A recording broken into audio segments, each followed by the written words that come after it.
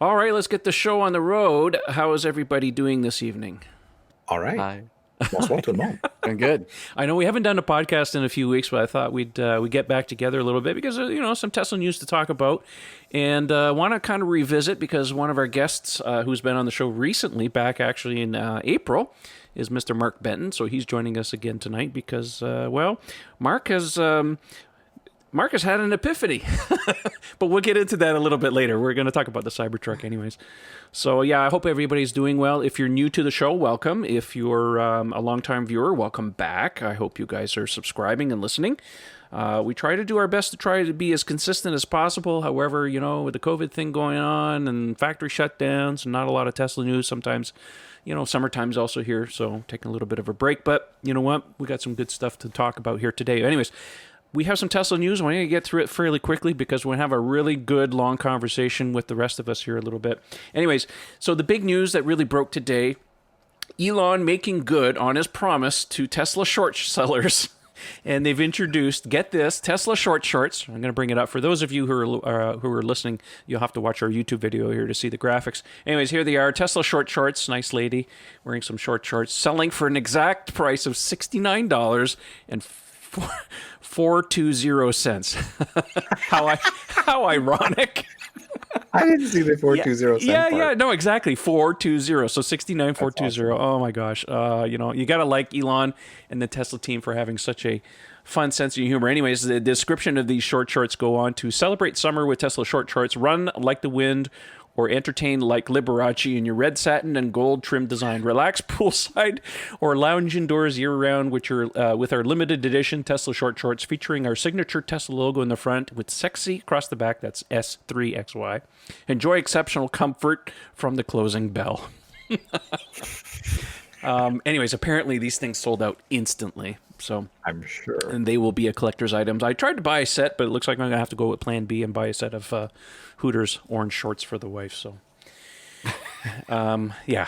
Anyways. It would have been so much funny if you said you were buying them for yourself. I was kind of hanging on the edge there. That's right. I will say like cliffhanger. There are a number of people on Twitter who are male, and they said that they will sport them. So, yeah, get your eye bleach ready for those. But anyways, they're kind of nice. I don't know. We'll see. Yeah, they're saying they're going to wear them to the shareholders meeting. Oh, my gosh. Oh. Wow. That should be interesting. Oh, my gosh. Anyways, anything we talk about tonight, links will be in the show and the podcast description, so you guys can go and check it out. But anyways, yeah, if you want a pair of shorts, there you go. Not cheap for shorts, but, if that's your thing, there you go. All right. Let's talk about Tesla vehicle production now. Tesla has announced that their Q2 numbers, surprisingly, which actually surprised everybody, mind blown, which was incredible. Tesla delivered a total of 90,650 vehicles. Let me bring up the webpage here. You guys can certainly read this. There we go. So they actually produced 82,272 vehicles. That's combined S, X, and 3 and Model Y. And they delivered a total of 90,650 vehicles. They go on to say in the investor letter that while our main factory in Fremont was shut down for much of the quarter, we have successfully ramped production back up to prior levels. They also said that net income and cash flow results will be announced along with the rest of our financial performance when we announce Q2 earnings. So probably a couple weeks for that. But I'm hoping, based on these numbers, if all things go well, that we're going to see another profitable quarter. These kind of numbers, it is down year over year compared to the same quarter a year ago. But then again, we also had a COVID shutdown and so on and so forth. But still really good numbers, actually just as good as Q1. So very, very happy about that. So if all things go well, we should see some good numbers on that. So anyways, when they have the financial call, we'll do a podcast and talk about that. But I don't know. Any thoughts on this, guys? I mean, considering they were shut down for most of actually at least half of the second quarter, being able to ramp up production, deliver that many cars is astounding to me. The number honestly didn't make sense to me. It's like, how the hell did they do that being so short on production weeks? Like, it was just mind-blowing when I saw it. Well, the thing is, they don't break down how many they sold in Shanghai or how many they produced and sold in Shanghai. This is like True. Everything. So, someone could say, based on these numbers, well, Shanghai probably floated them for a while. But, I mean, what is the production number sitting in Shanghai? We really don't know at this point. So I'm hoping the quality hasn't suffered because, quite honestly, there's been a lot of talk online with the Model Ys, the early ones, because they've probably made some 16,000 of them at this point. There's been a lot of noise about early quality problems with Model Y. Now, Tesla, I mean, any manufacturer has quality problems with first-run cars. Tesla's no exception to this. But I'm seeing a number of Model Ys that got some issues that they have to work out. Now, I have full confidence they will work this out, just like Model 3 had early issues and stuff, and now the current ones are really good. So, Mark, how's your Y been overall? It's the same, a lot of the same issues that you see talked about. It's small stuff. It's nothing major. One of the big ones was the back seats, the rear seats.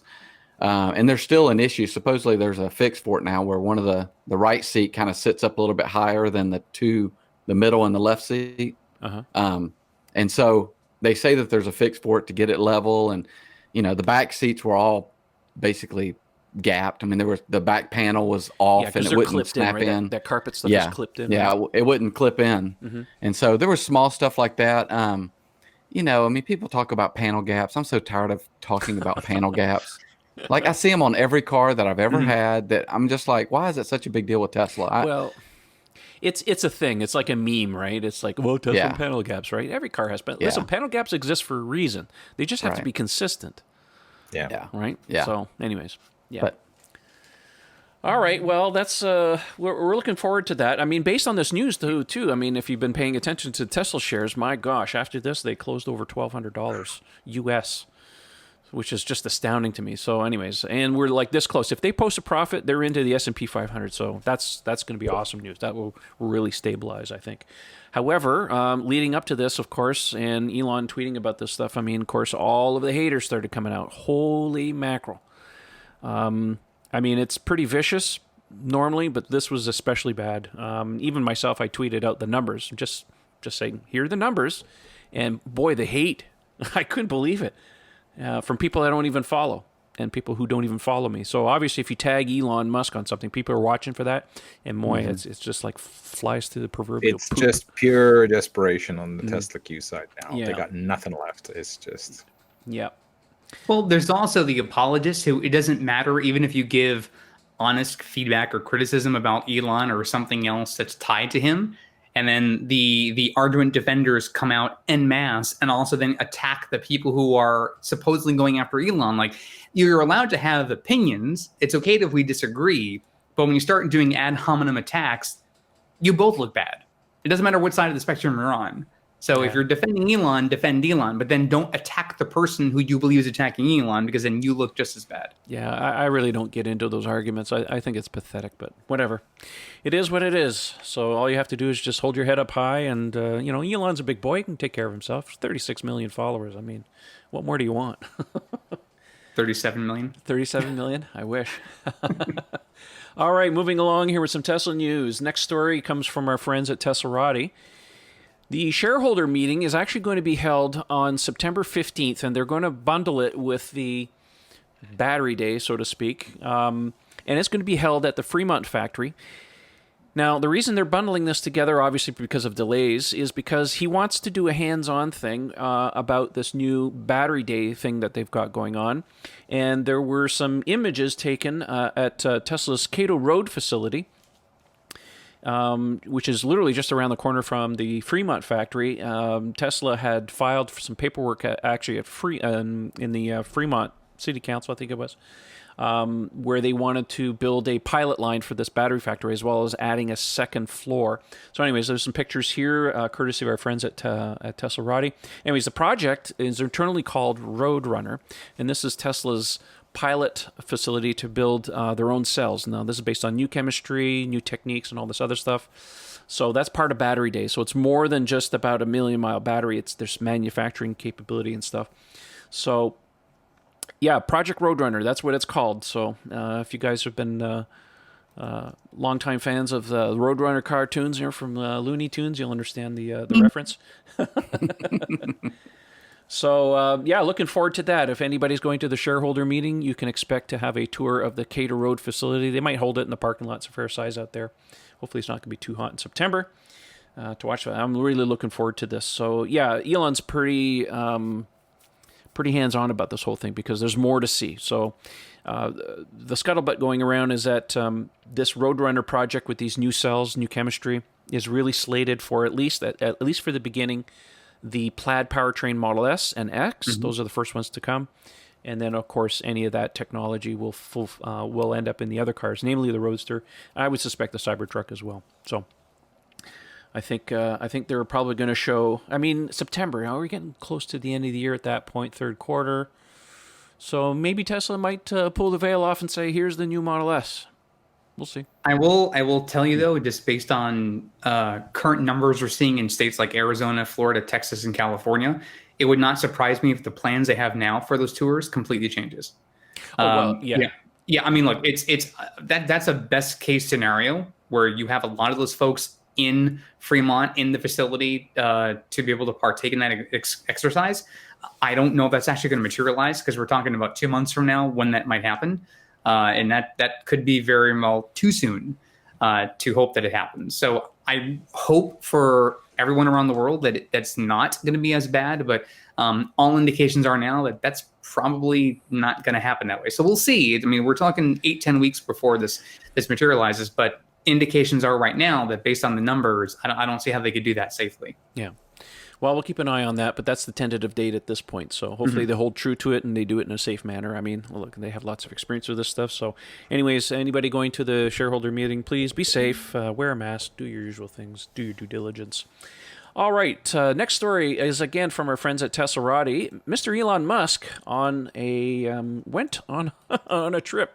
He actually went to visit the Tulsa, Oklahoma, proposed facility where they're going to build, where they're purportedly supposed to be building this factory. Of course, all the eyes have been on Austin, Texas.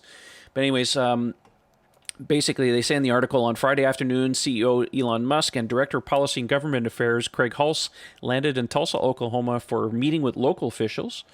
And they say that in a statement to local news agency Tulsa World, Copeland noted that the meeting involved showing Elon Musk the plan for the potential Cybertruck Gigafactory site, as well as discussions about the location's utilities and access to the downtown.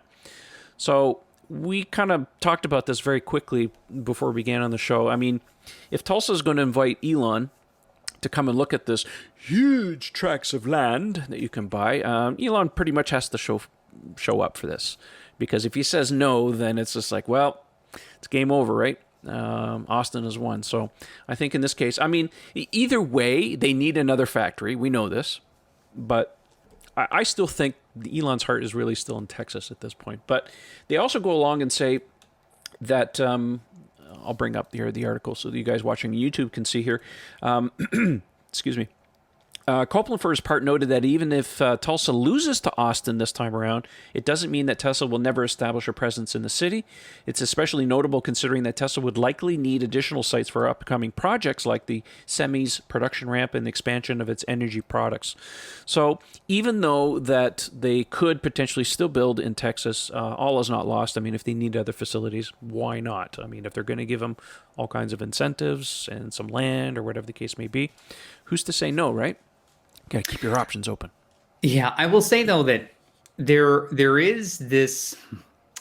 I want to be very judicious in how I explain this. So there certainly is a good PR opportunity for him being present in person in Tulsa. But I know that in 2020, with site reviews, with surveys, with satellite photography, there's all sorts of ways you can survey a land site without having to be there in person. If people can buy cars online, they can buy homes online. You can certainly look at land plots online. So him being there, I think, is more of a PR move than anything. Maybe it is a smokescreen by and large, as some of you guys are suggesting. But I don't think he had to be there. If he was very serious about perhaps having either Austin or Tulsa as the final two cities for the next factory. He doesn't have to actually be there in person to kind of get the idea. That all that stuff can be done through virtual presentations, through emails, attachments, that sort of thing. So I don't know he had to be there, especially in this environment where travel is not necessary. But like I said, that's why I think it's more of a PR move than anything else. Well, he could always send a delegation, but I don't know. I just get the idea that Elon, I mean, if you've been following long enough, you know that he's pretty much a hands-on guy. I mean, sleeps at the factory, works at the factory, builds cars. He's on the line whenever he can. I mean, not every day, mind you, but I don't know. It just seems to me that it could be a PR move, but I think this is typical Elon. Get on a plane and go check out the site for yourself. Yeah, I think since he showed up, I think that there is interest there. I don't think. I mean, well, they'd be foolish not to look, at least. Right. Yeah. I don't think that he would waste his time. Well, I don't know. This is Elon we're talking about. Yeah. You're right. I'm curious if they wanted him there in person to do like kind of a last minute pitch, like to really ramp it up to sweeten the pot somehow. They wanted to do it one-on-one, you know, and like, okay, here's what we're going to do. Or maybe to see if he was interested. Like maybe they threw it out there like, okay, if he doesn't show up, then we know we're out or whatever. It's a way to validate whether or not, you know, they're going to put a lot of resources into this. Well, you got to put on a little dog and pony show. I mean, they set up a tent and they had snacks and water, so... I mean, that's enough to get me to go somewhere. If they don't do it this time around, I hope, you know, Oklahoma and that region at some point gets its own factory. I'd love to see the middle of the country get a little love. I mean, it's tough out there. There's not a lot of industries located in the middle of America, and you know, I'm sure there's a lot of talent out there, and they could benefit from it. Mm-hmm.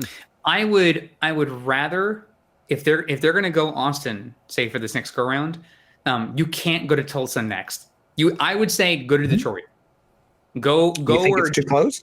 To me, go where General Motors has I would say spread it out. Go to the Midwest. Go to the North. Listen, if there's a section of the country that could seriously use a massive influx from what Tesla could offer, it's a state like Michigan.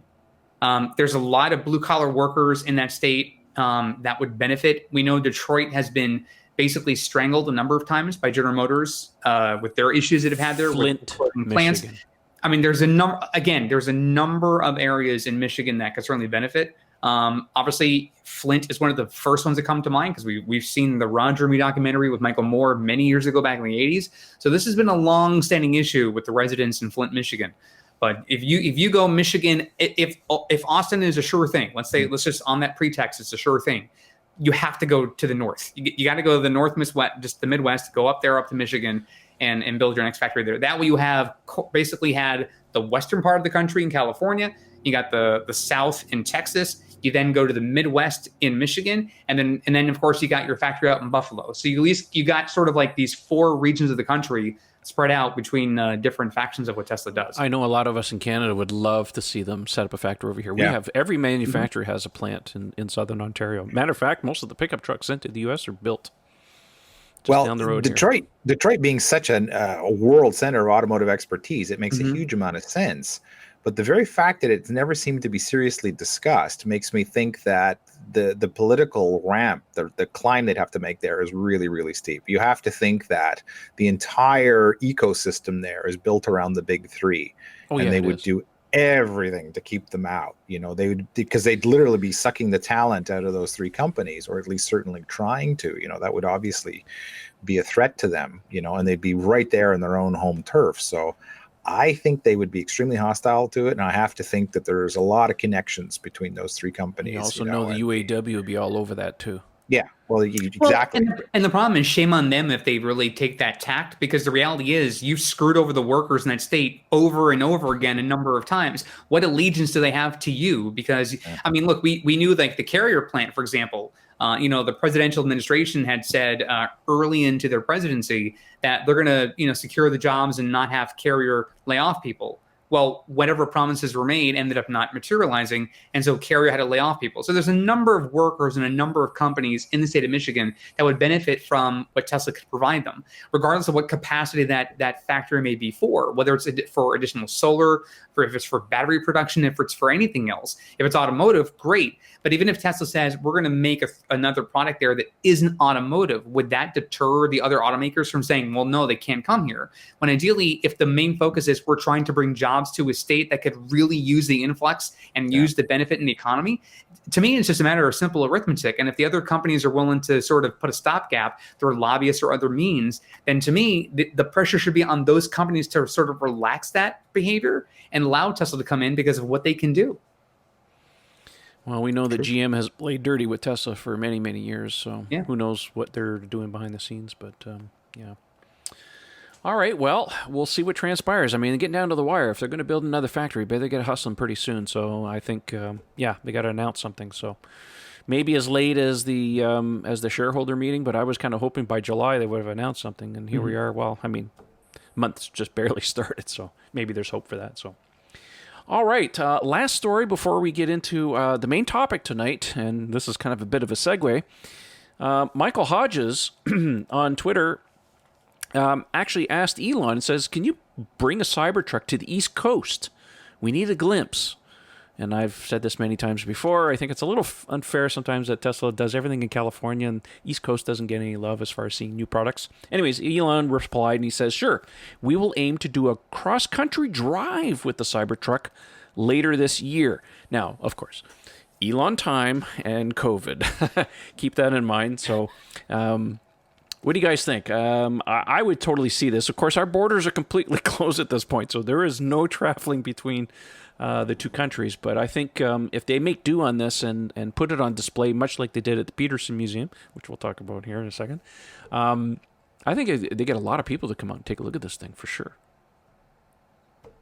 Oh, for sure. For sure. For sure. For sure. I'll stay home. Take it to New York City. Mostly for COVID. Just Yeah, that's it. mostly COVID. Yeah. Well, I mean, I think it would be a good PR move for on their part. I mean, being able to take it across the country, I mean, show that it's actually supercharging. I mean, unless they put it, well, who knows, right? Take it across country. Does that mean you're actually going to drive it or you're going to put it on a flatbed? Who knows? Am I crazy or did I see a story float by recently that, they've always talked about doing the full FSD run. Oh, that where whole thing it again. can be completely driverless coast to coast. Isn't the story now that they're going to do that with the Cybertruck? Isn't that Not that what I'm I aware saw? of. That I hasn't didn't been see- I tied in didn't with see any that. of that stuff. I mean, it's not out of the question because FSD, I mean, has been shown to be getting better. Whether it's actually capable of doing the run right now, I mean, they've said many times before they could totally game the system and do it, but I don't think they want to game the system. If they're going to show FSD doing a real run, they want to make sure that it can do it on its own merits and not have to cheat. I don't know. I just thought that Ian Allen had replied because somebody came back and said, "Hey, remember back in 2016 when you said you're going to be able to drive across the country in 2 years Oh, or I'm something sure. like that?" I would have to look through the thread. I'm sure some people brought it up again. But I may be crazy on this one, but I thought there was a reply in there. It's like, yeah, we're gonna do it with the Cybertruck. well, I don't have enough time to go through myriads of 10,000 responses to Elon here, but Well, here's an interesting point. If they were going to do a cross-country run in the Cybertruck, so this might be a segue, but on the Cybertruck, the tires, you guys have seen on Twitter that I've posted many times trying to get Elon to I saw that. respond about the tires and what's going to come on the truck stock. Well, those tires are basically say not for highway use. Right. Correct. So if Well, they're they're going to for ride that, they've got to change the tires, or are they coming up with something else? Are they going to put road tires on it to drive it across the country? Or it'll be interesting to see that. I have a theory about this, and I am 99% certain that is not going to be the production tire. I think it was basically put it on there to give it the bad boy attitude. Mm-hmm. Like it would be 100%. astonishing to me. Yeah. Two reasons for it. 95% of the use cases for this truck are going to be mostly on the road because I don't care how bad an off-road package you have on your truck. Most people drive them on the road. And the one thing I am hoping they're going to do, because I know a lot of people do like the look of those tires and do want to do some serious off-roading with the truck, and it should be impressive. So I'm hoping they're going to offer an off-road package. That would be the logical thing to do. It could either be as one of the trims that comes with that particular setup, or you go to the Tesla shop, just like we've seen, like with the zero-G wheels and the track pack, whatever. Consider this a track pack for the, the track off-road pack, package. you know? The off-road Exactly. package. Their off-road pack for the Cybertruck. So my theory is that's what it's going to be. Well, But most of the prototypes they show, I think I agree with you, Ian. But they also, when they show the truck, they show it with those tires. To me, it would be really unlike Tesla to show those tires and then not be the truck. Well, they did that with the Model 3 Alpha cars. Remember, they had that beautiful staggered 20-inch setup with the 10-inch rear tires, the big 275s. And I mean, we were all salivating. I certainly was. It's like, wow, look at the staggered setup on it. And it made it as far as the first printing of the instruction manual. They actually showed the staggered sizing in the owner's manual, and they were never to be seen from again. And then strangely, a bunch of them showed up on eBay. They must have been probably the first cast sets of prototypes or something. And that was the end of them. So it's not unlike Tesla to kind of follow it down a road and change their mind. But I'll tell you, from an efficiency standpoint, these things would murder range. There's no way they're going to get those quoted range. I don't care. Well, I know, and I'm not anti. That Goodyear MT tire on there is a fantastic tire. So I mean, for people that want to use it for that purpose or like the look of it, I'm not dissing it. It's an excellent tire for what it does, but I don't think it's going to be suitable for the average use of the truck, and I don't think they're going to get the range performance that they want to quote, because they're going for some killer range numbers here. Yeah, absolutely. Right. We've talked about this before. Matter of fact, we've talked about this extensively on the last time we had Marc Benton on the show, which was episode 77, called Benton Out of Shape. And that's kind of the purpose why I wanted Marc back onto the show here today, because it's been a few months, and if you haven't been paying attention, Tesla put the Cybertruck on display for, almost 2 weeks. It was supposed to be there for a week, but they extended a little bit because of popularity, at the Peterson Automotive Museum in L.A. Now, I had a chance to visit it a couple years ago when I was in at L.A. Actually, was it the Cybertruck event? No, it was the Model Y event. So Brad and I decided to take a little time, and we took an Uber and went up. And I was very glad, because if you've never seen this museum before, oh my God, they got the coolest stuff. And if you can, spend the extra money and take a tour of the vault, because they got some really cool stuff in the vault. Anyways, so the showcase of this thing was really the Cybertruck. Now, for those of you who don't know, Ian and I both went to the Cybertruck event. Eric couldn't. Mark was supposed to, but Mark, you fell ill, right? You got a bad cold or something, right? Yeah, that's what it was. Yeah, and I was in Nashville, and I was in Nashville at the time, and I was going to have to fly. And I was going to fly just that night, and then fly home. Yeah. But I felt terrible. Yeah, exactly. So Mark, unfortunately, couldn't make it to the Cybertruck event. But lo and behold, you decided to get some tickets and drive down to go and check out the Cybertruck. Now, for those of you who may not follow Mark on Twitter, when the Cybertruck was announced, Mark basically became the de facto Cybertruck hater in the Tesla community, and for good reasons. I mean, he has his reasons. And Mark, you went to the Peterson Museum to take a look at the Cybertruck in person, because you missed the reveal event, and I guess you've had an epiphany. So we talked about this on the episode. You hated the Cybertruck, and you gave your reasons, which were completely valid. Actually, I'd like to hear Mark recap them and then bring us to exactly. All right, because Mark, remember, Mark had not seen the Cybertruck in person. He saw the pictures. So, right. Mark, I want you to explain your mental process of getting the tickets, going to see it, and what happened. So you have the floor, my friend. Take it away. Okay, so as some of you know, like I said, I did not. To me, the Cybertruck was very. And I think we talked about this on the last episode that I was on. The Cybertruck was such a departure for what Tesla usually does. They make sexy cars, right? They make good-looking cars. And to me, I did not think that it was going to. And you realize I'm coming from a background of owning trucks. I've had Dodge Rams. I've had 3 Dodge Rams before.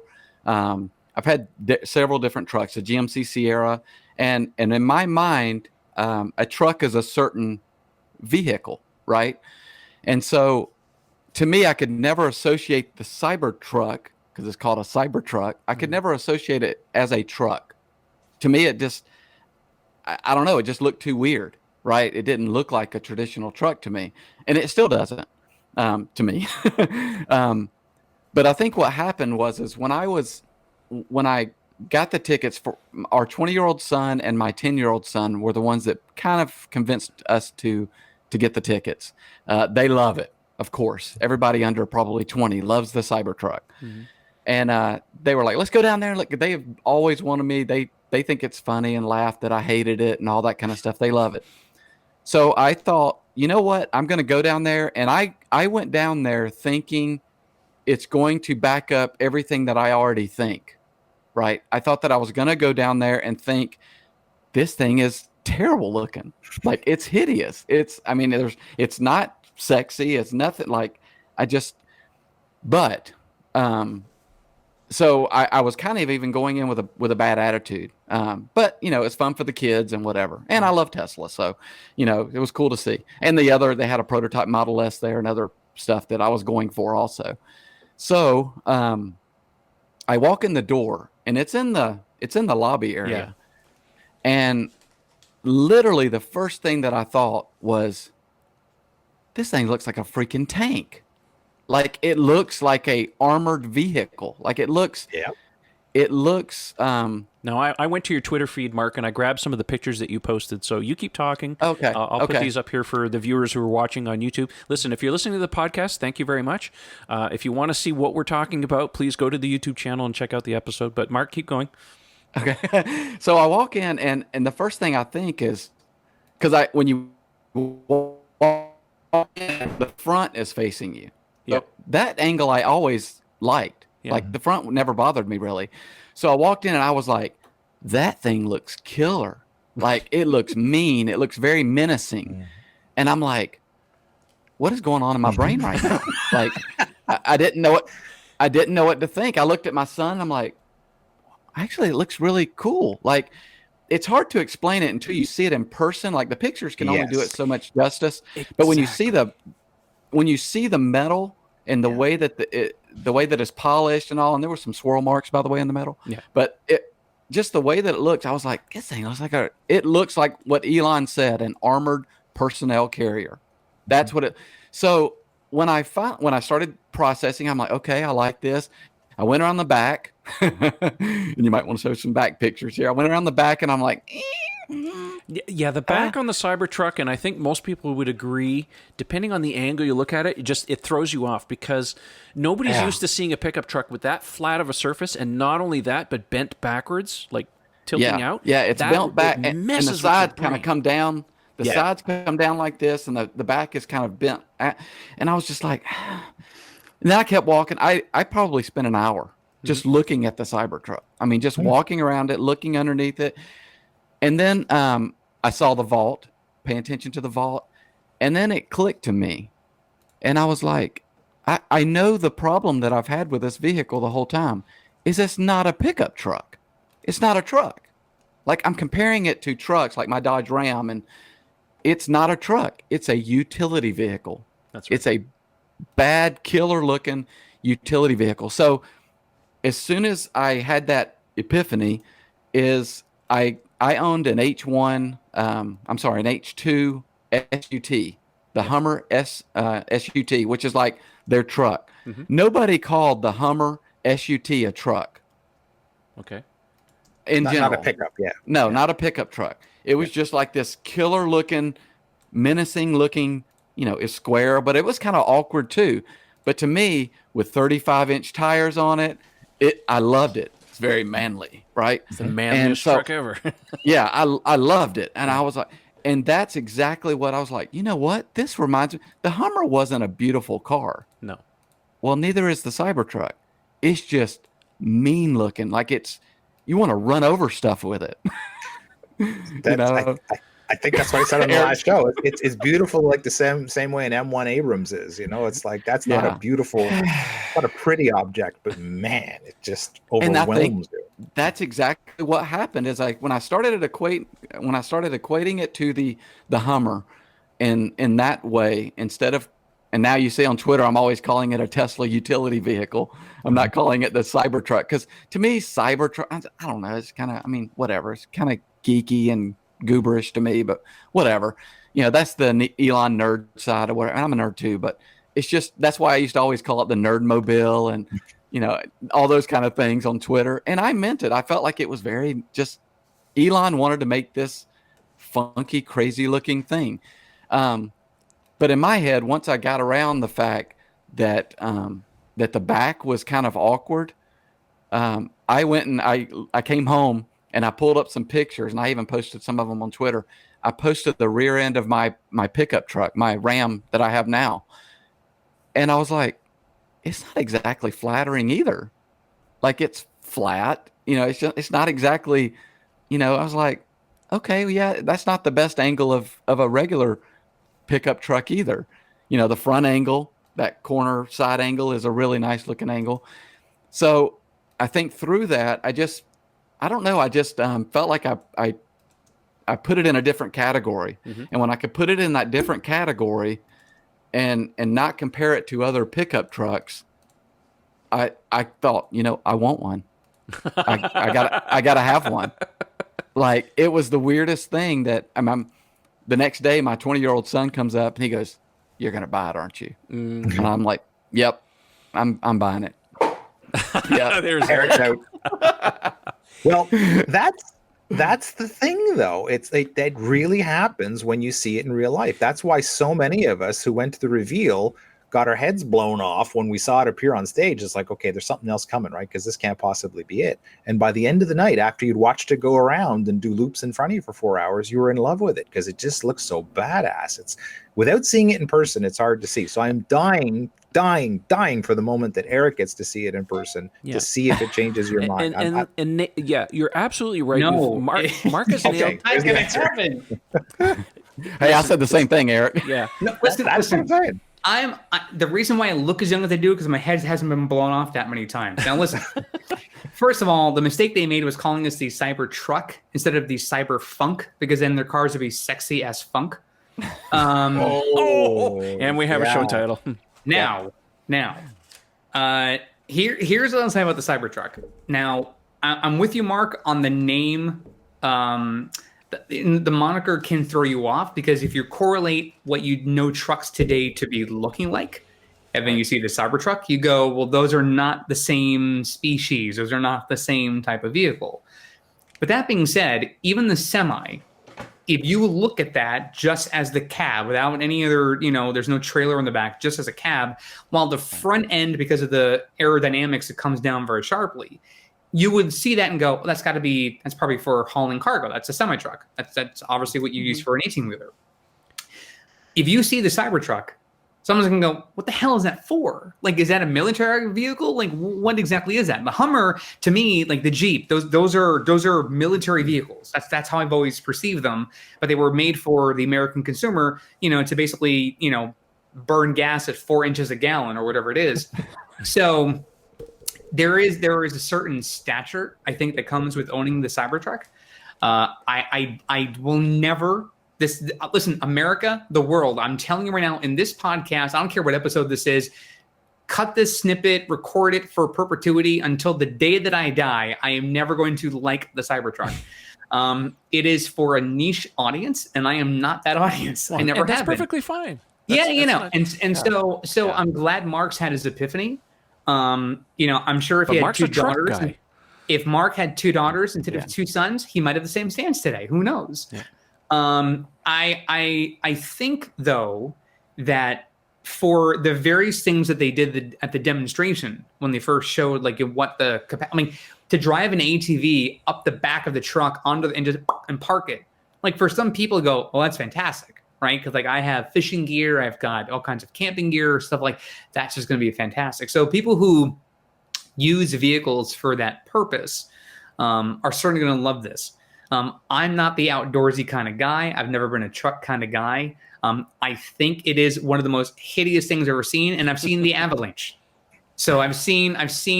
Listen, and you tell me now that does not look like an Avalanche in just with a cooler exterior. Okay, it is by and large the interior cabin. I think is great. It's very Tesla-esque there, but the exterior, you could dress it up however you want to. You could wrap it in whatever weird designs you want. I know some of our friends are intending on wrapping theirs. The hell with that. That is just not it's not my cup of tea, and that's fine, and that's totally fine. But I will never pull a Marc Benton. FineLab has a line of protective coatings that were engineered to protect your Tesla's paint, leather, carpet, plastic, and wheels, effectively blocking all those UV rays and environmental factors before they ever get to ruin your brand new baby. FineLab offers a complete line of car care products and ceramic coatings for both the do-it-yourselfer and professional detailers. Did we mention we also have the world's first self-healing coating? Check us out at finelab.com, that's spelled F-E-Y-N-L-A-B, to see the science behind the self-healing. Check out our product catalog and click Contact Us for a free quote from a certified installer in your area. FineLab and Tesla. We were meant for each other. We're going to call it. I'm never going to pull a Benton and bend around the corner and all of a sudden change my mind on this. Now, Mark, I noticed that you went and grabbed the Cybertruck AR app and you were playing around with it, putting it beside your Ram in your driveway. Are you leaning towards the black color? Is that kind of suiting your fancy rather than the stainless? I'm not going to tell everybody that. Okay, all right. Just checking. No, I've got plans. You've got put it plans. that way. We all have but that is definitely a sneak peek. Okay. So we have to see once we get them. I mean, I don't know what we can do. As you guys know, I like to customize my cars, and I don't know what we can. I don't know what we can do. So it's hard to say right now. But it's funny though, because I actually went back and watched our episode the last time we had you on. We actually talked quite a bit about the accessories market, because this vehicle, and I think, Mark, you understand it now, it's not a pickup. It's more than this. It's an activity vehicle. It's a whole bunch of things. So the market on this vehicle needs to have almost like a ready-made accessories, a bunch of things. Like they showed the kitchen, they showed the camper thing. I mean, they need to have some things kind of ready to go to hit the road, kind of running with this vehicle. Now, hopefully they won't wait as long as they did for like the Model 3 and bring it like things like roof racks, for crying out loud. I mean, that just took way too long. And things like tow hitches and all that crap. But there needs to be a market, and there will be a market for accessories on this vehicle from third parties, but those vehicles have to get into hand. So I'm thinking Tesla really needs to hit the road running with some of these things that they've been hinting at when they get going on it. Speaking of which, I actually went on Twitter here, and because it reminded me of a tweet that I saw from one of our friends here, Whole Mars, who is friends with Elon, and he actually tweeted some pictures, and I'll put them up here. I'll have to send them to you guys privately because you can't see what I'm doing here. But apparently, according to his tweet, he says, Franz has said this car inspired him when he was designing the Cybertruck. This vehicle was also on display at the Peterson Museum. I'll bring some pictures up here for you guys on YouTube. I saw it. Yeah, it looks like something straight out of Blade Runner. It's very angular. And when you see these images, you'll understand immediately that, this is where the Cybertruck came from. And here's a picture of the rear end. You can see that, the tail light is very, flat and stuff. So, anyways, I'll put links to the tweet in question. You guys can actually look at it. Was it I think it might have been the Countach? No. It's this very angular wedge-looking. So over in the corner, when you go into that area of the Peterson, that car was out in the middle. Over to the side, there was a progression showing how they're going to get to that point, to what that looked like. I wish I'd have got a picture of it. Yeah, I'll look and there's see only if I about did. 3 images in here, unfortunately. I mean, to me, the Cybertruck is if Elon and John DeLorean had a kid. That's the Cybertruck. Yeah, I tend to think of it as an armored personnel carrier and a UFO had a baby. Yep, that's to me what it looks like. And when I think of it that way, I like it. I think that looks great. And people, I mean, some of my friends are now, obviously joking because I've told some of them that I'm going to buy it. And people traditional truck guys that hate it, they're like, that thing is ugly. And I'm like, it is kind of ugly. Like the rear end, it is ugly. You know what? I don't care. Like, I just don't care anymore. But remember, much like you, Mark, they haven't seen it in person. Right. And Tesla vehicles have this weird thing where it doesn't translate into pictures for some reason. Like, when we first saw the Model 3, we saw their cars and we're like, I don't know. But when you see the vehicle in person, you get a chance to see the shadow lines and the shapes. It changes. And the Cybertruck is very much like that in its own respect. I'm not calling it beautiful, right? Nobody's going to call that car beautiful. But, and I'll say this again, and I've said this many times before, that when you're dropping a vehicle of this type onto a market that's absolutely saturated by the main 3, where all their vehicles basically, Sandy Munro showed all 3 of them, you can't really tell them apart if you take the badges off. You have to do something radically different Tesla could have designed a regular looking pickup truck and we do the Model 3 treatment on the dash and we call it a day. But they didn't. They just dropped something completely and utterly different on the market, and look where it's landed them. I mean, the most reservations of anything. I mean, it's the most anticipated vehicle of its type to come along in a long time. And the thing is, we haven't even seen all of the features of what the Cybertruck's going to be able to do. There's a lot of stuff that we've been told that they're working on behind the scenes that haven't been revealed yet. Tesla's like that. They show a vehicle, and the presentation was 15 minutes. I mean, you see other look at the Mach-E when Ford. I mean, they had dancers. They went crazy with this thing, and the presentation was like an hour and a half long, and talking to engineers, and it's like Tesla's like, here it is, 15 minutes, go for a ride. We'll talk about it when we're ready, right? I feel like they just created a new category, and that's what I kept saying that on Twitter. I feel like it's a new category of vehicle that they don't have any competition.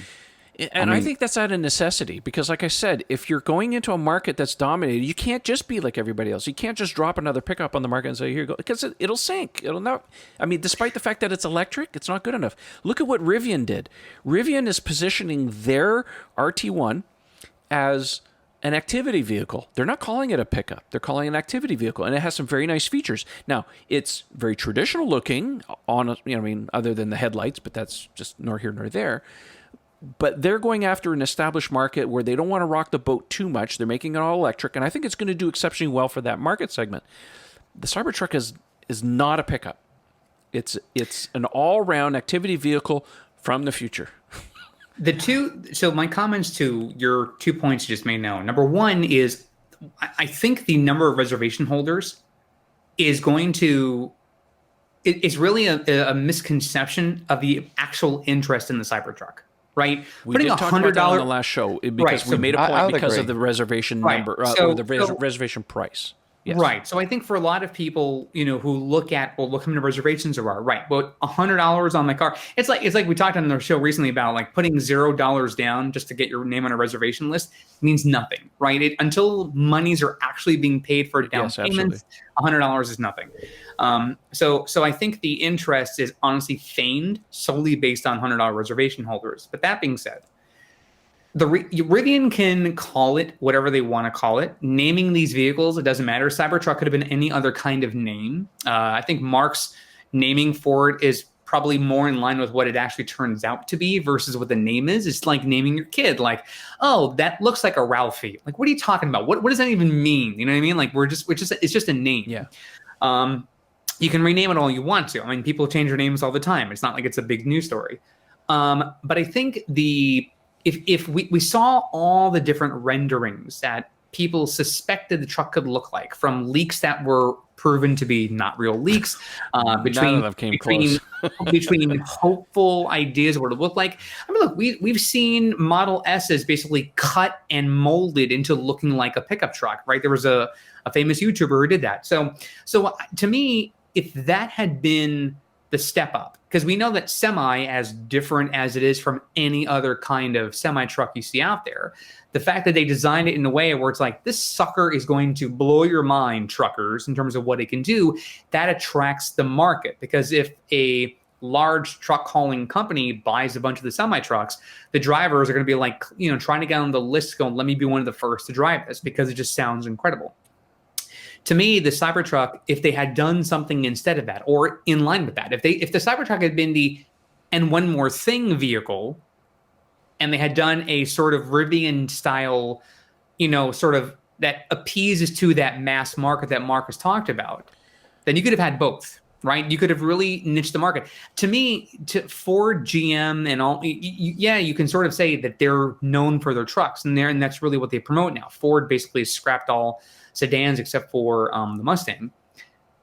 If Tesla had given them a run for their money, because they have a truck that has these incredible statistics in terms of their hauling capacity, battery mileage, the whole entire thing, of essentially some of the metrics you've seen for Cybertruck, if that was just in a pickup-esque looking vehicle, there'd be a lot of people going, hey, I'm all for that. I'd love to not pay, $2 something per gallon of gas, but have to get only 16 miles per gallon. I'd like to be able to get in my truck and go 400 miles, no problem, hauling a 22-foot boat right behind me. That'd be great. That would appeal to a different market. I wish they'd done that. Maybe they still could do that. I think I don't know. I don't think the Cybertruck's going to sell as well as we hope it would. I don't know globally. I think really this is more of a North American car than is anything else, because Americans like having these big, powerful cars. But yeah, I think when it comes to the end of everything, when all the reservation holders are given the chance to submit their orders, we'll see a lot of that money basically go, you know what, I'm good. Let me just get I thought the same thing, Eric. I thought the same thing, but I know how I felt, and I know that a lot of my friends feel the same way, and people that drive pickups. So I don't want to say that there's hope, but I know that because of the way that I changed and it's not because I'm just a Tesla fan. That is not why I changed my mind. I changed my mind because I saw the utility of the vehicle.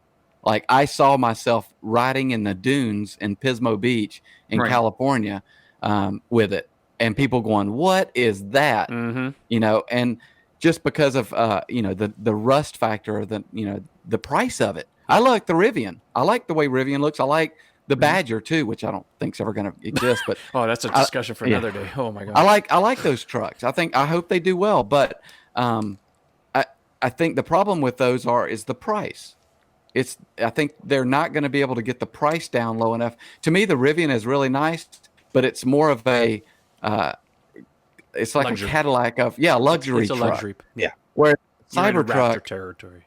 Exactly. The Cybertruck is more of just a down and dirty, get in the mud and get dirty type of vehicle. That's what I plan. And that's what appeals to me. Yeah. So when I started thinking of it in those different terms and thinking, oh man, this is really cool to be able to lock the vault, and completely. The vault is a game changer with that built-in tonneau cover.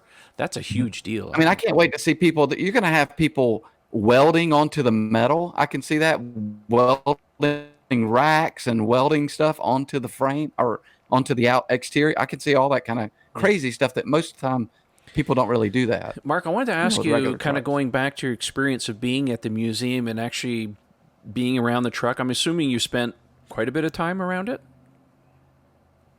Oh, I was, like at least an hour. Okay. At least. I mean, you could only do it for 2 hours. Okay. So the whole tour is, not tour, but you could only be in there for 2 hours. Okay. So my question is, other than looking at the truck, did you hear anybody around you comment on it or what they thought about it? Did you ask anybody? Did you hear anything? I did. Okay. So I talked to at least 5 guys that were kind of the same way that I was. They're bending down. They're looking underneath it. They're like, you could tell their minds were just blown. They weren't wearing like Tesla hats. I think they were just there for the music. Yeah, just regular people. I don't know for sure if they were Tesla fans or not, but they were saying the same thing. Like, this is crazy looking. Like, this is cool. Like, and so I was like, what? Was anybody asking about? Is this a production car, or is this just or is this like a concept type of thing? Like, I want to know, like, how many people kind of realize that this thing is actually going to be in production. I talked to one person that said he walked up and he said, "This looks like Blade Runner. I wonder if they're going to make this." And that's the only comment that I heard. And I looked over at him and said, "Oh, this is going to be made like next year, probably." And he's like, okay. Like the look of, okay. It wasn't, but it wasn't, I didn't hear a lot of people say it, but I did hear one. You're right, Trevor. You're going to hear a lot of people, they don't realize that this is going to be an actual car. An actual car. Yeah. Yeah, I would have loved to have been at the end of the line with a clipboard and then just asking, like, what'd you think? Just surveying it. Yeah, like doing it like an exit survey type of thing. Not for I can Tesla's tell you benefit, this, just for my own, right? I can tell you this. When we walked in, the whole, as soon as you walk in, the site, you could see the Cybertruck right there. Like, it was all open. Well, I saw some later pictures. I guess they changed it either the day after or the day after that we were there. We were there on a Friday. I think it was the 26th, I think. But now, I guess this whole last week, they put a black curtain up because when we left, people were gathered around it. Like, I think it was keeping people because people that were just coming in were stopping right there, just like, what in the world? Yeah. And so they put a black curtain up. So I guess it makes you, walk around. Yeah. Ian, so there was interest. Go ahead, Ian. It looks like you had a question there. Yeah, and I'm probably repeating something from the last time we had Mark on, but to me, the dark matter of this whole equation is the commercial value of this truck. And I've always said businesses look at hard numbers. They don't care, if it's, zebra colored or is, looks like SpongeBob. It doesn't matter to them. They're operators. They're commercial operators. It's like, how cheaply can we get our goods to market? What's the cost per mile of this vehicle? In the same way, that the semi is going to dominate on that. This thing is going to kill, because if you look at the basic truck at $39,900, whatever, and the fact that the electricity will be a quarter on average of the cost of the gasoline to operate a normal truck, the fact that there's no maintenance, they're going to go nuts over this thing. And everybody's going to look at it like, what is that? Yeah. Well, that's a secondary benefit that, sure, there's a great, we talked about that, you can wrap it and do all sorts of cool advertise. Everyone's going to stare at the thing. So it'll definitely, bring, eyeballs on your business. But I just think the bean counters are going to love it, because the cost to operate it so low. And we can never forget, that's part of the reason it looks so weird, is they went for this structure, with this exoskeleton structure is so bloody cheap to make, because it's basically order a bunch of stainless, fold it, weld, next, that's how they got to those numbers. They're going to have a hard time competing against it with conventional architecture. This is going to be the challenge for anybody else that wants to go the conventional route with a body on frame truck that looks like more normal, like Rivian. They're going to be 20-30% more expensive out of the box, because you just can't make it the same structure the same way so cheap. I should mention hold on, Eric. I should mention, for those of you who are interested, I'll put a link in the video in the podcast description. Trav DeRose on Twitter was at the Peterson Museum, and I guess he took his professional camera and he took over 60 highly detailed pictures of all kinds of elements of the truck, and I've posted them on our forum. I'll put a link in the video description. You guys, I highly encourage you to go and take a look. If you've never seen the truck in person, these are really highly detailed images. All right, having said that, go ahead, Eric. So I'm projecting today, on July 5th of 2020, that the Cybertruck will be Tesla's worst performing vehicle in terms of sales. The worst. Wow. Not by a wide margin. Not by a wide margin. Book it. It'll be their lowest selling, and I'm talking even more. I mean, obviously the Roadster lower than Model S is currently. If we're talking total number of vehicles sold over their lifetime, the Cybertruck will be the worst performing sale vehicle, other than the Roadster, which of course is just more of a cost factor. That's a different animal. Yeah. Model Y and Model 3 are such massive successes for them, because they are the traditional vehicle for each of the sectors that they're in, right? We talk about Cybertruck being totally different because of the other trucks in the market, because of how they're dominated. But we don't make the same argument for a Model Y that's like a compact SUV. We don't make the same arguments for a Model 3, and they've blown numbers out the water for a number of different factors. I understand the arguments made for all of that. But my overall contention is Cybertruck is a very niche, very specific targeted audience that Marc mentioned, which is for those who are looking for a utility vehicle that fits a very specific purpose for that particular owner. And it's more of the outdoorsy type. We've heard from friends of ours that are not sure this truck can fit in their garage, right? So you already have a number of people who are like, well, if I can't get this in my garage, even if they're saying we're going to make it, 5% smaller, that's not a massive number when it comes to a vehicle that size, right? 5% is, we're talking fractional inches at that. So if you were to have a vehicle that can't fit in your standard garage, and even if it could fit in a garage, you can't fit two cars in there because of the width of this vehicle. So there's a lot of great things that it has. I mean, Ian's point about like how to fix the car, like if the car ever had damage, well, basically get a steel panel and you're good to go. But I think in terms of just how targeted that market is, and what Tesla has by and large tried to get into before, which is every other sector of electric vehicles, I don't see how this could be a top seller for them. It remains to be seen. I have a pretty good feeling our friend Raj bought a new house just to fit the Cybertruck. Well, it's the same size as my Ram. I mean, right. I looked at it when I was there. It's actually not even as tall as my Ram. Now that I put the 33-inch tires on it, at the peak, it's still about 1.5 to 2 inches shorter than my Ram. And I put my Ram in our garage right now with our Model Y. So, I mean, does it take up a lot of room? Yes. Yeah. But if you can fit a regular truck in your garage, you'll be able to fit the Cybertruck. Well, you have to qualify that, because you have to remember, I mean, if you look at an F-150, okay? Yeah. You can buy an F-150 without the crew cab. Cybertruck's sits 6 people. So you got to look at the crew cab version of those. Those but trucks. most pickups now are crew cabs. Yeah. You don't Yeah. see any of the shorty cabs. That's an unusual one. Yeah. But yeah, I was always kind of perplexed by that comment. Well, it's not going to fit in my garage. I think that's coming from a lot of people who really want this thing and have never owned a pickup, and then are suddenly sad to find out that a pickup doesn't fit in their garage. It's never fitting in mine. Not only does the Cybertruck not fit in your garage, nobody's pickup fits in your garage. Right. It's kind of one of those things. So I think that speaks to, there's a large market. I think the initial market, and I'm with Eric on this one, and I think we're all on the same page with this. The initial market for this thing is going to be the cool factor people, for sure. Early adopters. That's where it is. The question becomes, when that wears off and all the cool kids have their Cybertruck, is there a sustainable long-term market for traditional pickup customers? I think on the commercial side there will be. So I'm curious to see how successful it will be. I mean, I know it's gonna be. I'm gonna wager against Eric, and it'll be a gentleman's bet, that this will far outsell the Model S and Model Y combined.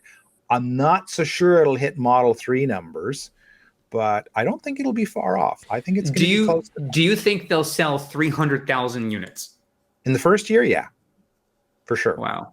Oh yeah, I think the demand in the first year is going to be ridiculous. My question is, I don't see that in the first year. Yeah. Really? Yeah, I don't think it'll be far off. I think it's going to be in that zone. I think there's an element of the Cybertruck that kind of limits its market in the fact that it's a unibody.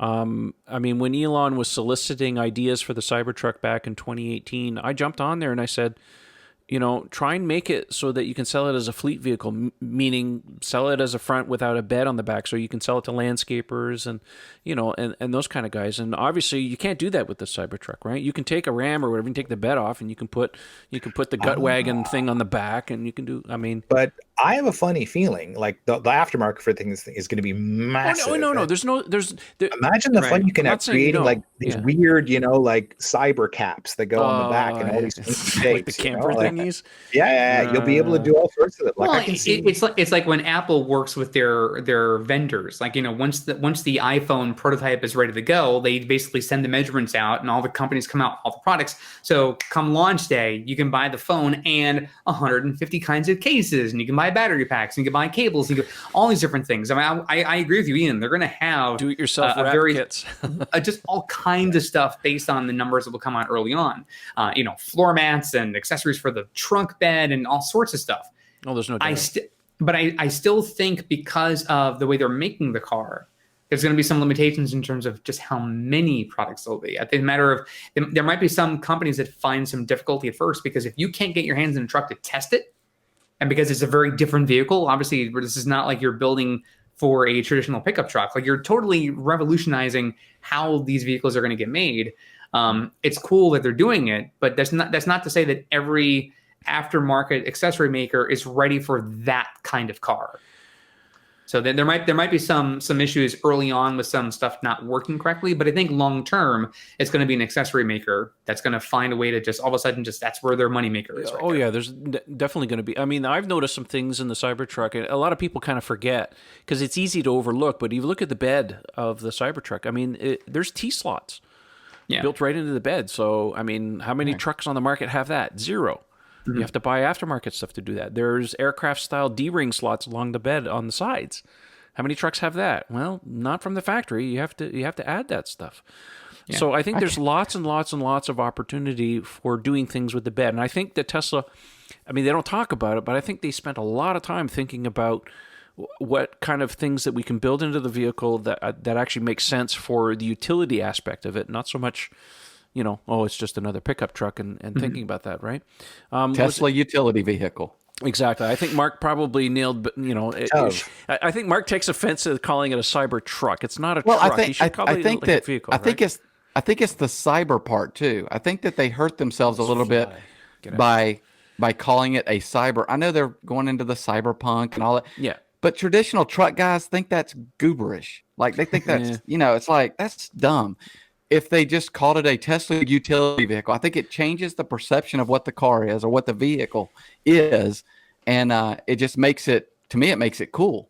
Well, I think, and I can't wait to see people drive this that have never had trucks. Hell, call it the AF. Right? Like sexy AF. Like it doesn't it doesn't matter what you name it. Like what does Model Y even mean? Right? It's just, again, it's just a name. But if you called it AF and you wanted to find some way to make AF fit into what it does, there's obviously some ways you can work around that. But ideally, like whatever the name is doesn't matter. It's just that the fact that truck is in there makes people think what a truck looks like, and they look at that and they go, that's not a truck. Well, other than the official name of it, which, by the way, the truck will not be badged. It won't even have a Tesla logo on it. At least you won't have to explain yourself. Yeah. Right? Why is this thing called Cybertruck? Well, do you see Cybertruck anywhere on the train? You can call it what the hell you want. Matter of fact, I'm going to put some different lettering on mine when I get it.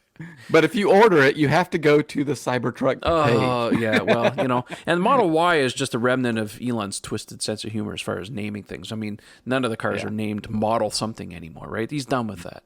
So they've had their fun. Mark, was there anything else about the truck that you noticed that maybe you didn't realize when you'd seen it in pictures or whatever? The vault was part of it because I never really saw it. Good pictures of it. And then I saw on the Leno episode where Elon was standing on the vault. Yeah, it's strong. And I looked up and I was like, that's freaking cool. Like it's like again, it reminds me of a armored personnel carrier. So that was one of the things that kind of that I didn't realize how cool it was until I saw it. And then I saw the little buttons where you open it and close it, which is going to be interesting during winter for you guys. How is that gonna, if it freezes? We have our own set of issues, of course, when it comes to. I mean, this is typical Tesla, designed in California, not quite so tested in winter climates, and we'll fix it as we go. I really hope they do their homework on this one. Yeah, I really do. But I could see it being very popular in winter climates, especially with those 35-inch tires and just the way that it's the clearance it has. And I mean, it's a great. When I get mine, vehicle. I'm already building a list of different videos and things I want to do with this thing when I get it. I don't typically do stuff like that. I'm very off the cuff. But this truck, I have a very long laundry list of things. Have you had a truck, Trev? No, never had a truck. Never had an interest in a truck. But this thing, it appeals to me. I don't know what it is. Have you driven a big vehicle like that? Well, I had a Model X, remember? Yeah, I mean it's bigger than Model X. Big. Yeah, quite a bit. So I don't know. It's just I think it's the fact that we're dealing. I think it's a chimera for me. It's the fact that it's going to have the interior volume space in the cabin similar to the Model X, which I really appreciated. You're going to get the Model X's windshield, which I absolutely loved. Get the Model 3 dash treatment, which I love, and I get a really cool vault in the back where I mean. Lately, because of the COVID thing, I've been doing nothing but home projects and all kinds of things and stuff. And it's like I go to Home Depot and I'm like, God damn it, why don't I have a Cybertruck? Because I have to throw this lumber in my car. I mean, the Model 3 is my precious little thing, and the Cybertruck is like, stainless steel. I don't give a crap. Just throw it in the back, right? So there's elements about that just appeal to me. Having a vehicle like that, much to the point that when I get it, that's going to be my daily driver. Matter of fact, Model 3, I want to sell the gas car. I want to get my wife to sell the gas car, and the Model 3 will be hers. And the Cybertruck will be our main vehicle. I mean, I've talked about it many times before. We'd like to get some kind of camper. I mean, this thing is ideal for that type of thing. So, I mean, I have a use case for it, and we'll see. I mean, I'm putting money aside to be able to buy one, so we'll see what transpires. But I don't know. It's just something about it that that really appeals to me. And if Tesla does it right and they can pull it off, my only trepidation about it is much like anything else. I'm not really keen on buying the first production year of anything. Let somebody else be the guinea pig. But in this one, it's just like, well, I don't know. Other than maybe a little fit finish issues, maybe it might be safe to buy this one. I don't know. We'll see. I see a lot of people that are new truck owners. I mean, on Twitter, so many people are buying this that have never owned a truck. Yeah. And that's and it's not a truck, but a big vehicle like this. And so they're creating a new category. And I think if you can bring in, to what Eric was saying, if you can bring in some of those truck guys and merge them with these people that have never owned trucks or never wanted a truck or whatever, I can see the demand being pretty good. And I don't look at it as a pickup truck. I mean, so it has a bed. Right. Close the vault, it's not a pickup anymore as far as I'm concerned. Right. So yeah, I mean, the fact that it has a bed doesn't throw me off in the least. It's just okay. It's just another vehicle. I'm curious how many of you think. I mean, this is the second car that Tesla's done with the stupid yoke, right? The aircraft thing. How many of you? How many of you think that that's going to fly on this thing? It won't fly for off road. You cannot use a yoke and drive off road. It's not going to happen. I think even Sandy Monroe mentioned it. There's no way you could control the vehicle or tow a trailer and try to back up with that. Good luck. Speaking of trailers, one of the things that cropped up in one of the images, of course, is that the Cybertruck right beside the license plate actually has dual cameras facing backwards. Now, there's been a lot of speculation, of course, is what is this for? What is this for? My money on this is for backup utility. I think that Tesla is going to build some kind of pro trailer backup or whatever Ford calls their thing, where they put the little sticker. You can put these little checkmark stickers, checkerboard stickers on your trailer, so that the backup camera has something to measure, so that you can actually steer the vehicle in reverse. So it helps you for backing up with the trailer. That's always a problem for a lot of people. Personally, I think it's a feature they're going to add to autopilot, or at least hopefully the basic autopilot. God forbid they add it to FSD. Anyways. So that when you're trailering something, you put it in reverse. You know the car can help you steer with that kind of thing. That's my hope, anyways. That speaks to me. I think it's just I think one of the cameras is for the backup camera, and I think one of the cameras is for the rear view mirror. No, the rear view mirror camera has to be higher because it's going to be obscured. So somewhere in that truck, I don't know where it is, but the backup camera is higher. I would take a gander that it's, I don't know, somewhere in the peak of the car pointing backwards. It's got to be somewhere up there. It can't be down where the license plate is. That's why I'm thinking that the two cameras by the license plate is specifically for trailering of some form. We'll see, but that's just kind of my thinking on that point. I know a lot of people online have been talking about that, but that's just thinking logically about looking at how Ford does their system and how Tesla could do something about that. We're talking about the number of people who might buy this. It's like Mark asked, how many people were first time like large vehicle buyers like in this market? And I kept thinking back to two things. Number one, you remember the hoverboard when everyone was like getting on the holiday videos and they're trying it out and they're falling and they're busting their ass over and over again because they can't get a hang of this? There are going to be people who will buy this thing. That they'll be on the road driving at some point in the next 3 to 5 years. And you're going to be behind that person in traffic, and you're going to know that person does not know what the hell they're doing. This is the first time they've owned a vehicle that size because they can't turn worth a damn. They can't back up without taking 6 minutes to get out of a parking space. They can't figure out how to park in a parking space. Their rims. It's going to, right? So that's the first thing that's going to be really annoying. Mark's going to encounter one person in the first week and go, honey, come here. Let me show you how to do this. Let me just explain to you how this all works, right? The big vehicle is hard to park. I mean, the people don't realize in a Walmart parking lot. It's right. And I've seen people with moving trucks, like U-Hauls, Riders, whatever, and they could get even like the 10-footer, and they can't drive that damn thing.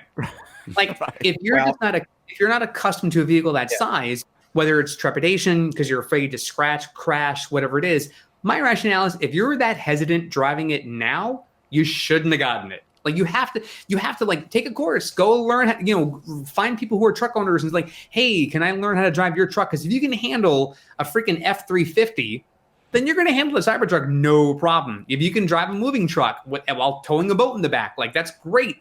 You want to understand how to drive these cars, and you have the window of time to do it. This is not like a PSA of some kind, but I just know that if you've never driven a truck, don't just be like, I'm getting the Cybertruck, and when it gets here, I'm gonna have a good time. You're gonna be the worst driver in town.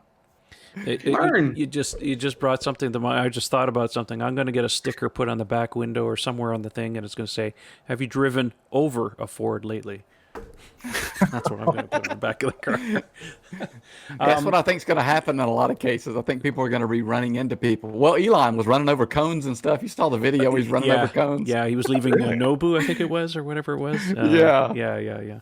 Matter of fact, actually, on my Cybertruck, I've actually placed 2 reservations. One, I've actually placed 2 reservations, one with FSD and one without. Now, I've ordered the all-wheel drive. I don't need the tri-motor or anything like that. And I only did that to protect myself against potential increases in FSD down the road. Honestly, I don't think I'm going to buy it with FSD. I don't see use.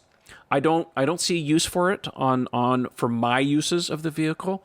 The basic traffic aware cruise control and the auto steer are perfectly good. Keep in mind, the minute you throw a trailer on that thing, you put it in trailer mode, you lose auto steer anyways. So I know for my uses, I don't think I'm going to order FSD on the car, but I've placed 2 reservations just to protect myself, and then that way is when the time comes, I can just figure out which one I'm going to go with, right? Because FSD just went up $1,000 on July 1st, so and it's but Trev, you might want to consider getting the tri-motor, my friend.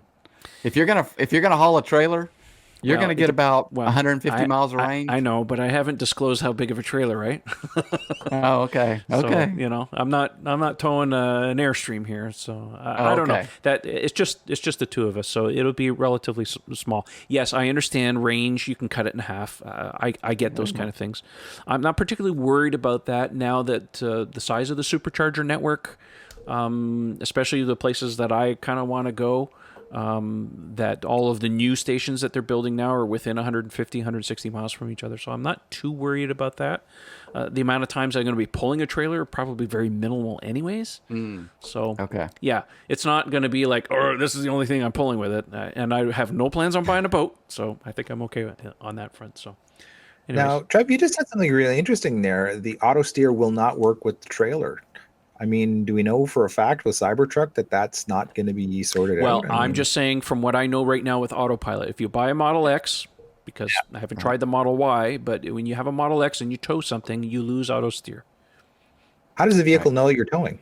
Because you put it in trailer mode. As soon as you plug something, yeah, when you plug something into the trailer hitch, it goes into trailer mode, and it says no auto steer for you. No auto steer for you. I got a funny feeling that'll be rectified on I would hope so. Well, think of how many people, and that's number 1 on my list. Now I'm 10 years away. It'll be Gen 2 probably of this thing by the time I get one. But my plan is to get one and to tow a fairly big trailer with it. And, that's going to be our retirement project as we want to go all over North America with the thing. Sure. If I'm going to be traveling thousands of miles, you bloody well believe I want auto steer towing a trailer. I got to think they're going to solve that. Now, maybe with the Model X, because it was designed primarily as a standalone vehicle and towing is just kind of a bonus. And autopilot was in its infancy when that was developed, but I got to think they're far enough along and it's going to be smart enough that it'll be able to handle towing a trailer better than a human would. Well, that's why I kind of placed my bets and ordered 2, one with and one without, just to protect myself, for price smart increases, move, right? 100%. But I got money that says this thing is going to be able to do auto steer towing a trailer. Well, that to me is like an important selling feature for it. That puts it ahead of the competition by a long shot. Mark, any closing thoughts on the whole process of how you've come about? I mean, you've changed your Twitter handle to recovered Tesla Cybertruck hater.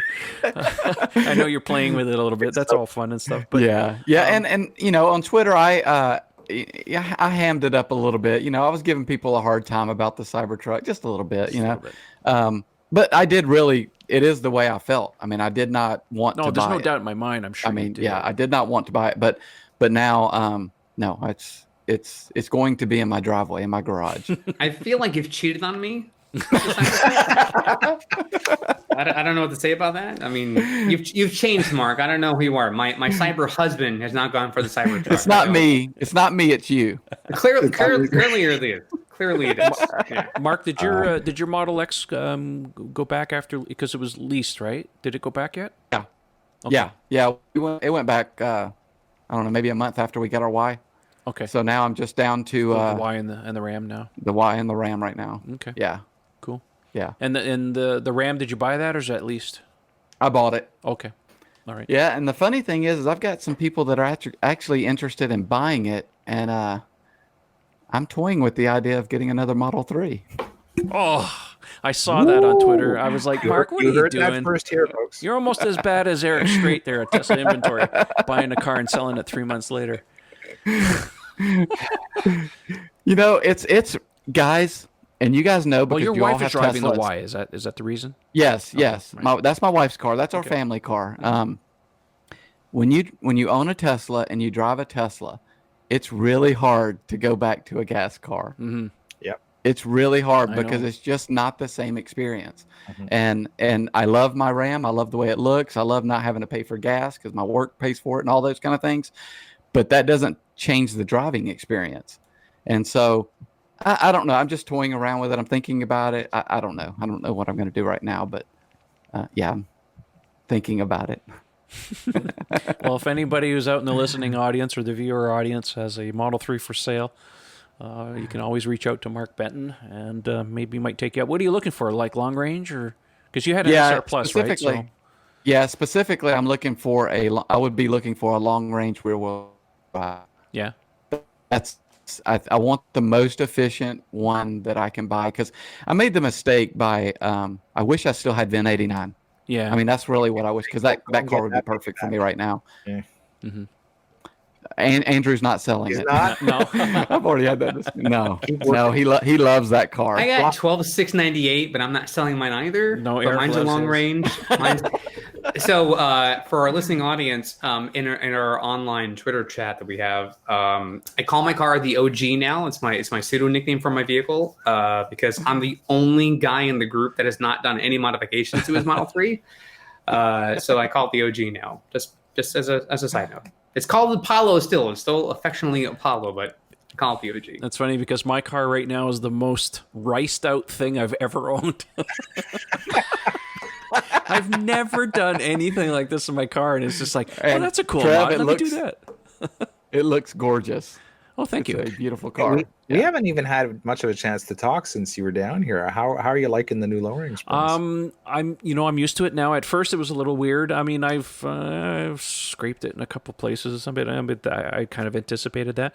I'm used to the ride now. I'm very used to it. I like it a Eric's lot. just like, why do you do this? I know, but it looks so damn good. Listen, I shave because it looks better than if I don't. If I nick myself, it heals. I will say this. When you graze your car's undercarriage, that's it. It is scarred. It was only a couple of speed bumps. Ask Ian that one time he parked in a parking spot, Yeah, it's not that bad. where the curb was, drives out. That feeling of, oh, crap. And just, thankfully he could fix it, but like, that's on there. And just every day until you get it fixed, you just know that mark is there, like, ugh. No, you should see my car on the lift. It has scars, boy. It's seen things. It's seen things no Model 3 should ever see. It's got scars, I think boy. the most obvious. Who knows if some of those came on your road trip across Canada? Some of them did. I'm but, sure but some have. most of them I haven't. did notice that my car got a little bit more efficient. Yes, it should. That was Kyle's Yeah. big move to set the record when he got his 46-hour run going across the U.S. Was he saw I forget I think it was like in the 3, 4, 5% range. By lowering it. Somewhere it was really in there, significant. because I normally my car on hot days I'm driving around will average, even with the 0 Gs, about 200 watt hours per kilometer. I don't know what the math is in miles. And we just went to Ottawa and back this past weekend, and I was averaging 180. So it's definitely more efficient. Wow. Yeah, And that was with the second. Are you person in very the car. aware? What's that, Mark? Oh, I was just gonna say, are you very aware of it being lowered now? Like, do you find yourself thinking about it more when you're coming up to curbs or going over speed bumps? Oh yes, I'm careful about that. I know. Yeah. I mean, I expected that, and that's fine. I'm adjusted to that. When I'm driving it, it feels great. It feels more planted. Yeah. I don't know. It looks dope. It looks really good. I have you to thank for him because Mark, he did it to his car way back in the day, and it looked really, really good. So no, I'm very happy with it. It turned out well. Like I said, I'm just used to that. But I did notice an efficiency gain on it, which was noticeable. So I mean, I have to do some more trips to really verify it. But that was about 400 miles each way to do that. And I noticed it, and that was with a full load. So we were packed to the gills. We had the cat. My wife was with me, and it was efficient. So yeah, I was happy about that. So nothing wrong with that. Well, I think we should call it a night, guys. We've had a good talk here with Mark. So thanks for coming back on the show again, Mark. It's nice to hear from you again. And Oh, he saw the light. And Thanks for anybody's having out me. there, hey, anytime, buddy. Listen, if anybody's out there, hopefully Tesla does bring the Cybertruck around so everybody gets a chance to see it in real person so that you can make up your mind whether you love it or hate it. It's not for everybody. We totally understand that. But, yeah, it's always fun to talk about this stuff. So, Mark, since you're our guest on the show, what do you want to plug? How can people reach out and talk to you? You can just follow me on Twitter. My name is MarcBenton. And I've also got a small YouTube channel, too, that I film. I've been doing some Model Y stuff and things like that. But yeah, mainly Twitter. I post a lot. Yes, I see that. Yeah, we all do. All right. Well, gentlemen, Eric, where can people find you if they want to have a chat with you? If you guys want to say hi, which most people don't even care, but if you do want to say hi, you want to say hi to me on the internet, you can find me on Twitter. The handle is ECFix. That's ECFIX. Normally, I have it here in the box below me, but this time I'm still focusing on the Black Lives Matter movement. So hashtag Black Lives Matter. Thanks so much for that. But I also want to say, most importantly, we just celebrated Canada Day on July 1st. Happy Canada Day to my brethren from the Great White North. And we also we're taping this right after Independence Day here in the U.S. The one thing that I'm reminded of in this weekend of celebration for our country's birth is the freedoms that we have. And I know that there are a lot of people who day in and day out don't have the same luxuries that I myself might encounter in my daily experience. The most important thing is that wearing a mask is not infringing on your freedoms. It's about protecting yourself and those around you. So if you love your neighbors, if you love your family members, if you love complete strangers, if you're going to leave your house, wear a mask. But if you can stay home, please stay home. Right now, it's all about making sure we're taking care of those who can't take care of themselves by not getting them sick, not spreading this virus. It's pretty nasty, especially like in states where I'm at here in Florida. I live in Palm Beach County, and the numbers are crazy. So yes, if you can stay home, do so. But if you have to go out, please wear a mask. Do it for America. Do it for Canada. Do it for everybody. It's the least you could do. Right. Ian, where can people have a chat with you? On Twitter, you can find me. The handle is at Ian Pavelko. And if you are looking for something in Teslaware, of course, there's always my little Teespring shop, the Evolveware, which you can just go to Teespring, T-E-Spring, all one word, .com, and search Mad Hungarian Evolveware, and you'll find my line of Tesla Evolve shirts. And that's about it. Excellent. Well, if you want to follow me, you can follow me on Twitter. The handle's Tesla Owners Online. And don't forget the forum at teslaownersonline.com. The best place to be talking about all kinds of stuff, including the Cybertruck. Right now, lots of activity in the Model Y movement because, hey, that's what I forgot. That's the big one that's coming out right now. And yeah, don't forget to subscribe to the channel. Go to our YouTube channel if you want to watch the video and see the pictures that we produce. Otherwise, just subscribe to the podcast on any one of the players that you like, iTunes, whatever the case. Hey, I should mention too, if you like the podcast, hey, take a moment, go to iTunes and give us a little some feedback, whatever. Give some love over there. It always helps with the numbers, pushing up the rankings and stuff because we like doing this. We do it for free, but it's kind of fun to get a little feedback. Let us know what you think. And by the way, great video with Ken coming back to do the Model Y reveal. That was awesome. Well, I'm glad you like that one. Yeah. No, I talked to Ken quite a bit of time ago, and I said, hey, let's get back together. Let's do something about the Model Y as soon as I get my hands on one of them. He was all over it. So we had a great time. And I want to say thank you to Sam out there who loaned us the very first Model Y delivered in Ontario. So we had a great time. It's a great car. Go check it out. It's, the only thing I'd like is the white interior, but that's a story for another day. Anyways, thanks for listening and watching, guys. We'll talk to you next time, and have a good one. Bonsoir tout le monde. What he said. Yeah. Mark's a traitor. Dude, we're like the Borg. We will assimilate you eventually. It's only a matter of time. Mm-hmm.